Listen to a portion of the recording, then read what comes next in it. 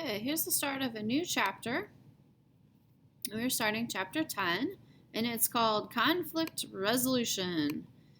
And obviously, because this is careers class, this will definitely help you on a future job. So starting out, you have your terms to learn right here. So you're going to have to look up the definitions of these vocabulary words within the chapter. So chapter 10 looks at conflict and its causes, then advises students about appropriate responses to it. Anger control, steps in conflict resolution, and strategies for negotiation and mediation are discussed. So that is what this chapter is about. So starting with the first section, what is conflict? Conflict is a disagreement, dispute, or fight between people with opposing points of view. It can involve individuals or groups such as friends, family members, community organizations, or even different nations. Conflicts don't have to be contests in which one side wins and the other loses. The best solution is a fair one in which both sides win. Types of conflicts. Conflicts are a part of everyday life. I know that's a little bit hard to see, but focus your eyes, I guess. Many conflicts are settled easily, like a brief dispute with a friend. Others are continuous struggles. In some cases, conflicts impact the lives of many people over years. It could be years, like 10 years, 20 years, a year. Whenever one person wants, needs, or values clash, with another's, conflict is almost always the result. Conflicts may also be internal, like inside. For example, Emily strongly disapproves of a close friend's behavior, but doesn't know what to do about those feelings. And that person's, the friend's behavior might be like drugs, might be vaping, alcohol, any of those things. So that's an internal struggle. Like Emily's struggling with it, but yet her friend is the one that's actually making the bad choices. The outcomes of conflict can be positive or negative. Sometimes by expressing your thoughts and feelings about an internal conflict, you see how to resolve things in a positive way. Positive outcomes are also more likely if each person involved approaches the conflict with mutual respect and honest effort to listen, and a commitment to find a solution. And this is where you may just have to wait until it's the right time to talk to that person, because they may not be in the point to where they can respect you and be able to understand that. Okay, so I thought that was a good sentence. Positive outcomes are also more likely if each person involved approaches the conflict with mutual respect and honest effort to listen. So that's what I'm saying, timing. They might not even honestly want to listen to you at that time. And commitment to finding a solution. And same thing with timing. They may not want to find a solution at that point. They're just angry.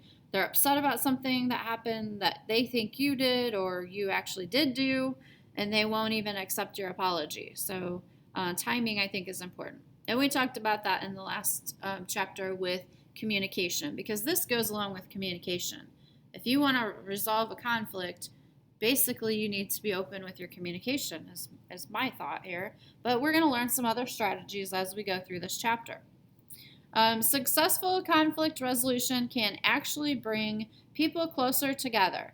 If anyone uses destructive tactics to try to solve a problem, the outcome is likely to be negative. So causes of conflict. There are 3 causes of conflict that the book talks about: instant flare-ups, personality differences, and power issues. And that is actually, I want you to write this down here.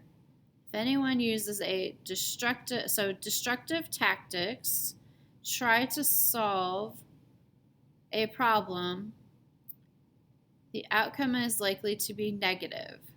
So you could say, let's see, for your notes, you could write down destructive tactics, negative outcome.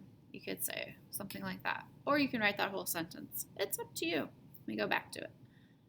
You can pause the video if you need to. All right, moving on. So here's what I was talking about. There are 3 causes of conflict. That's going to be part of your notes. So write, and you can underline this, causes of conflict. And then number 1, instant flare-ups. Write down number 2, personality differences. And number 3 is power issues. Okay, so you can write that down. Some conflicts seem so trivial, you may not even know how they began. Have you ever done that before? I've done that. I'm like, gosh, why was I even mad at that person? I don't even remember what happened. Okay, others have very specific causes. What creates conflict for one person may not matter to someone else. It may not matter to someone else, but it might bother you. In general, several basic causes lead to conflict. These include instant flare-ups. Many kinds of situations can trigger sudden disputes or arguments. Anytime people interact, whether they live, work, or play together, conflicts can ignite. Sometimes just being in the wrong place at the wrong time can result in a heated conflict. Usually, the stronger the emotional ties and closeness between people, the stronger the conflict. Fortunately, such instant conflicts typically don't last long. People deal with a quarrel and go on with their relationship. So that's instant flare-ups. Okay, the next one, you should have written this down, personality differences. Differences help make life exciting and fun, but they can also create conflict. Jonah likes being around large groups of people. His friend Liam feels uncomfortable in groups. As a result, conflict over what to do when they get together is an occasional part of their friendship. Okay, the third one is power issues, and you should have written that one down. Power struggles often take place when one or more persons wants to control a situation. And we talked about control in the last chapter. You have that person that's aggressive and they should be assertive. They should stick up for themselves, but being controlling and only caring about what they need or want, that's the person who has that power issue. Many arguments in families with teens concerns power issues.